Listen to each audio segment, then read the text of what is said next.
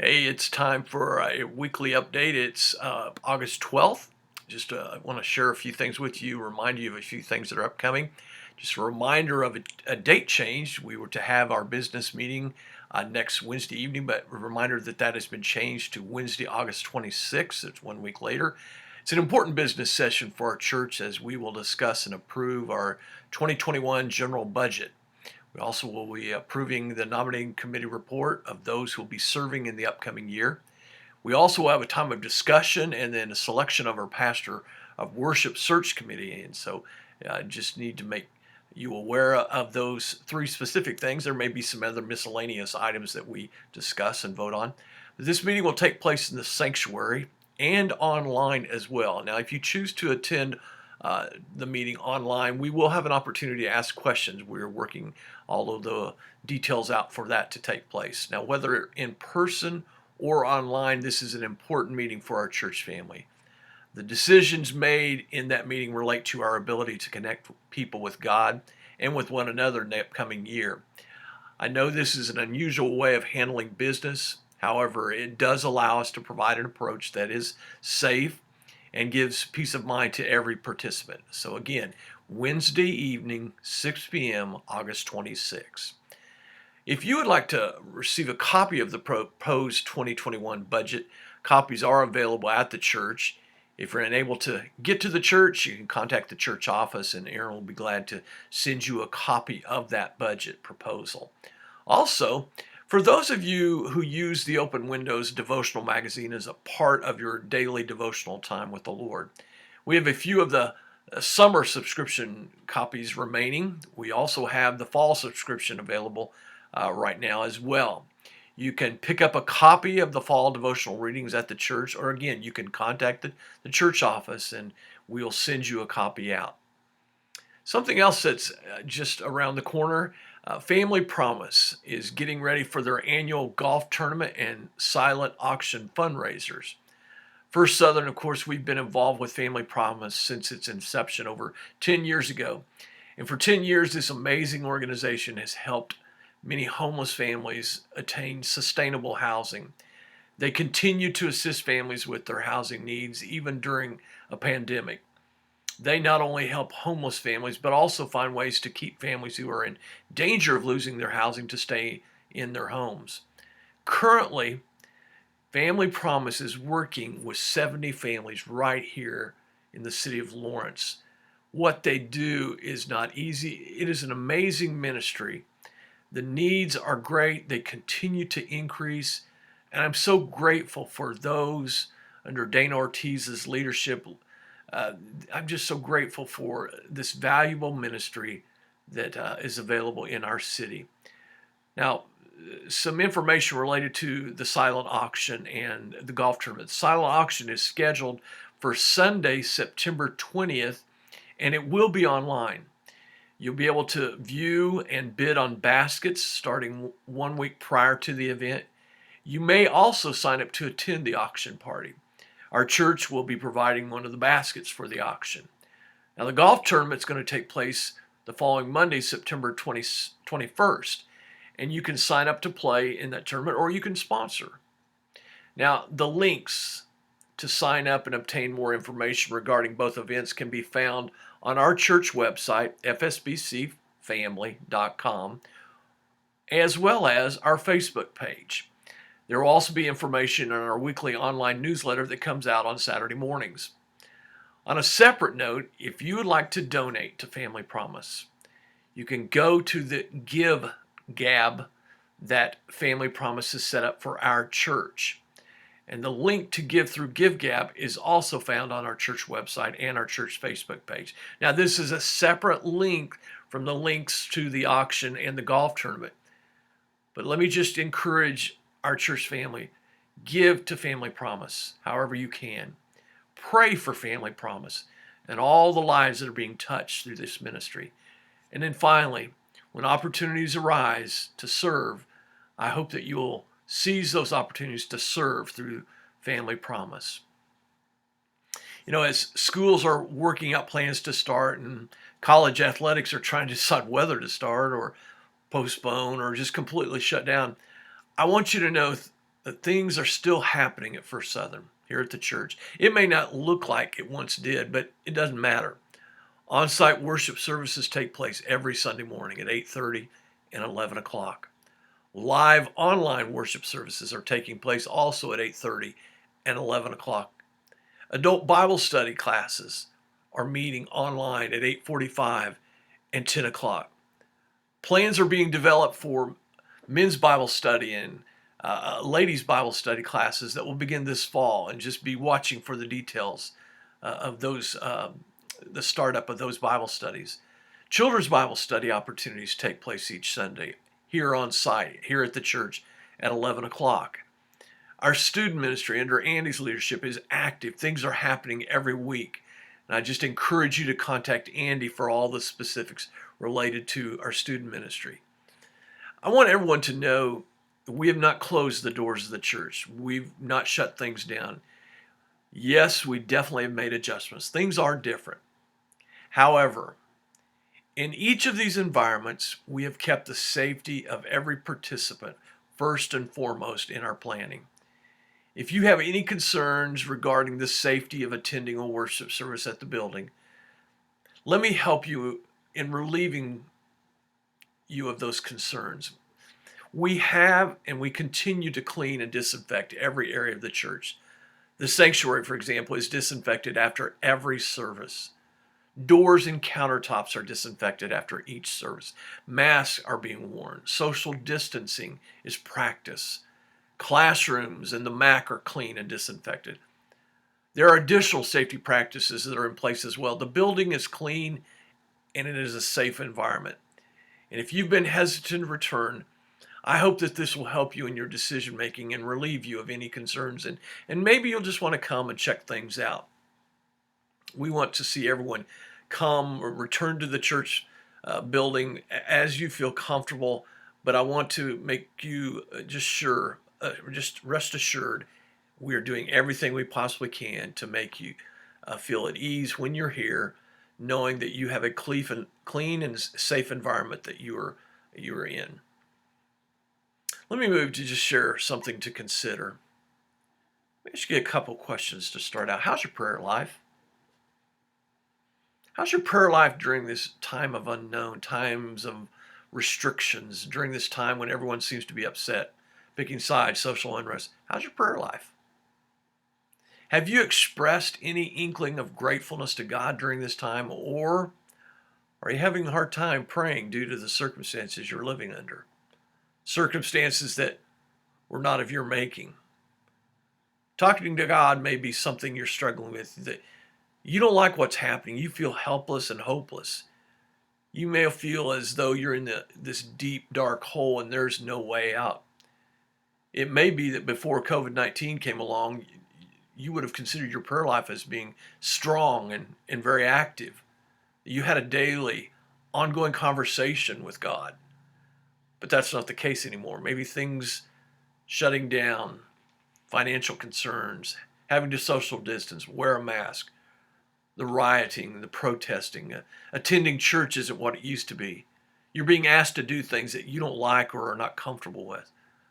When all this started, you were hearing reports of more and more people testing positive with the virus, and now we're being bombarded with reports of the number of positive tests and deaths continuing to increase. When all of this started, the numbers related to people that you didn't know maybe. But maybe that's changed and you're starting to hear of people that you're connected to and they're testing positive. My family has a friend that was in the hospital for over 30 days battling the coronavirus. My parents' church has a number of seniors who have tested positive. And I'm asking you to pray. Maybe you're struggling with that practice. And if you pray expressing gratitude, you may not feel very grateful. You might even wonder, how can one be grateful in a time like this? Well, let me remind you of a guy who found himself not in a COVID-19 situation, but in a gut-wrenching experience, deep in a hole with no way out. God wanted to use him, but this guy didn't like what it would require of him. And so this guy chose to take matters into his own hands. And he got himself into such a mess, a royal mess, that no one could get him out of it except God. God got this guy's attention in a way that only God can do. I'd like to read an excerpt of his story. It's a portion that describes how bad things had gotten, how his entire attitude about the situation even changed. So listen, or if you have a Bible, grab your Bible and follow along with me. And I'm going to be reading from Jonah chapter 2, verses 1 through 10. In Jonah chapter 2, beginning with verse 1, it states, "Then Jonah prayed to the Lord, his God, from inside the fish. He said, I cried out to the Lord in my great trouble, and he answered me. I called to him from the land of the dead, and Lord, you heard me. You threw me into the ocean depths, and I sank down to the heart of the sea. I was buried beneath your wild and stormy waves. And then I said, O Lord, you have driven me from your presence. Yes, I will look once more towards your holy temple. I sank beneath the waves, and the waters closed over me. Seaweed wrapped itself around my head. I sank down to the very roots of the mountains. I was imprisoned in the earth, whose gates locked shut forever. But you, O Lord my God, snatched me from the jaws of death. As my life was slipping away, I remembered the Lord, and my earnest prayer went out to you in your holy temple.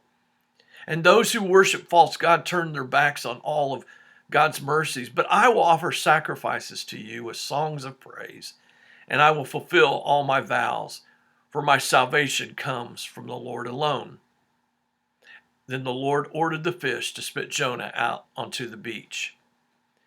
Now, verse 2, it states, I cried out to the Lord in my great trouble. Things were bad. I mean, if you read this passage and you think about Jonah's situation, I mean, he's sinking deeper and deeper. He's banished from God. Death was imminent. He's bound by the seaweed. Even it would appear that a watery grave was his final destination. I mean, it's a dire situation with no end in sight. And Jonah knew that there was only one who could rescue him from his circumstances. Only one. Only God could do that. And it tells us here in this passage that Jonah called out and God answered. You and I, we look at all that's going on and we think there is no hope. There is no end in sight to any of this. How will we ever get out of this mess? When will it ever end? Let me bring you back again to verses 3 through 7. Jonah said, you threw me into the ocean depths, and I sank down to the heart of the sea. The mighty waters engulfed me. I was buried beneath your wild and stormy waves. I mean, it sounds rather bad. It's bleak. Then I said, O Lord, you have driven me from your presence, and yet I will look once more towards your holy temple. I mean, he's feeling like he's been banished. He goes on to say, I sank beneath the waves and the waters closed over me. Seaweed wrapped itself around my head. I mean, he's feeling bound. Again, it's getting even worse. I sank down to the very roots of the mountains. I was imprisoned in the earth, whose gates locked shut forever. But you, O Lord my God, snatched me from the jaws of death. Things are beginning to turn. And he says, as my life was slipping away. Jonah found himself in this hopeless situation. He is helpless. His life is slipping away. And what happens? Notice what it says in the next portion of verse 7. Jonah says, I remembered the Lord. It's like a light bulb went on inside of Jonah's head. And it's like, oh yeah, God. Here's an important lesson for us as we try to navigate ourselves through the circumstances that we find ourselves in. We're having to deal with all the negative, the bad stuff, making decisions that are life-altering, wondering what's next. We may feel as though life is just slipping away, slipping out of our hands. I mean, church is different, school is different, the workplace is different, grocery shopping different, eating out different. Everything's different. Life is different. And quite often, you feel as though you have no control of your life. That it's like, it's like running after a greased pig. And just when you feel as though you've got your grip on it, something happens and you lose your grip. So here's the important lesson for us in all of this. Jonah's life was out of control. It's out of his hands, but it says there in verse 7, Jonah remembered the Lord. And there it is. Whatever's happening, however bad it may get, remember. Remember. Remember who you belong to. Remember that you are a child of God, that you are one of his kids. Remember the Lord. He will not let you go.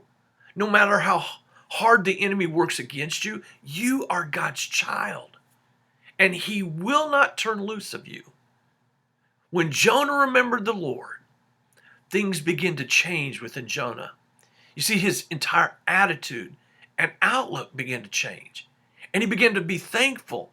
There was gratefulness within him, gratefulness that he expressed, because in verse 8 it says, those who worship false God turn their backs on all God's mercies, but I will offer sacrifices to you with songs of praise, and I will fulfill all my vows, for my salvation comes from the Lord alone. See, Jonah's outlook, his attitude changed because he remembered the Lord. It didn't mean that things were going to get any easier for Jonah, that with less struggles and no more painful lessons to learn. He still had his moments. But when he began to express his gratefulness, notice what happens in verse 10. It says, then the Lord ordered the fish to spit Jonah out onto the beach. He was set free from that bad situation. Now, I'm not saying that if you start expressing your gratitude to God, that he's going to get you out of all that's going on, that he'll remove you from all the challenges you're having to deal with. But what he will do is he will remind you. He will show you that he will always be with you, that he's there with you when you're not sure what the next day will bring, that he'll be there with you when you're not sure where the money's going to come from to pay the bills, that he'll be with you and your child when you send them off to school, that he'll be with you when no one else is. He'll remind us daily of this. And as you remember him, you'll see the many ways that he does provide for you, providing for you exactly what is needed at the exact moment that it's needed, because that's how God works. So, why not take a moment today and every day that follows to express your gratefulness to God? Even if tomorrow brings a whole new set of challenges and obstacles, be grateful. You say, for what? Be grateful that you have a new day. Grateful that he's there for you and with you. Start your day by expressing your gratefulness. Even if it's just one thing, that's a start. I would challenge you, when you push the stop button of this update, let your next act be to express to God one thing that you're grateful for. I hope the remainder of your week goes great.